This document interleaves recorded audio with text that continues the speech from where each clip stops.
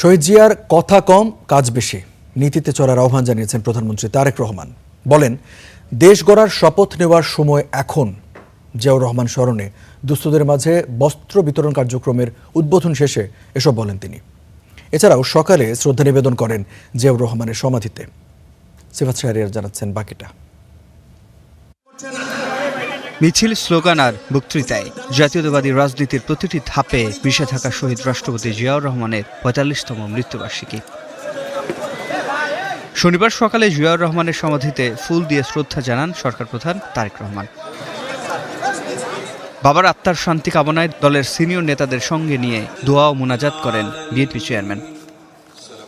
তারপর জিয়াউর রহমান স্মরণে ঢাকা মহানগর উত্তর ও দক্ষিণে আয়োজিত দুস্থদের মাঝে বস্ত্র বিতরণ ও কার্যক্রমের উদ্বোধন করেন প্রধানমন্ত্রী, যার শুরু হয় রাজধানী উচ্চ বিদ্যালয় মাঠ থেকে। একে একে শ্যামলী, বাংলা কলেজ, পল্লবী ও ইসিবি চত্বর সহ ঢাকা মহানগর উত্তরের ৮টি স্থানে বস্ত্র বিতরণ কার্যক্রমে যোগ দেন তারেক রহমান। এ সময় শহীদ জিয়ার কথা কম কাজ বেশি নীতিতে চলার আহ্বান জানান তিনি।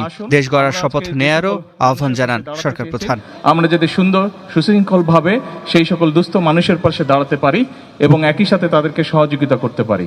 শহীদ জিয়ার রাজনীতিই ছিল মানুষের পাশে দাঁড়ানো, মানুষকে সহযোগিতা করা। বিকেলে কেন্দ্রীয় কার্যালয়ের সামনে 5টি অঙ্গ সংগঠনের কর্মসূচিতে যোগ দেবেন প্রধানমন্ত্রী। যাবেন দক্ষিণের 8টি স্থানে।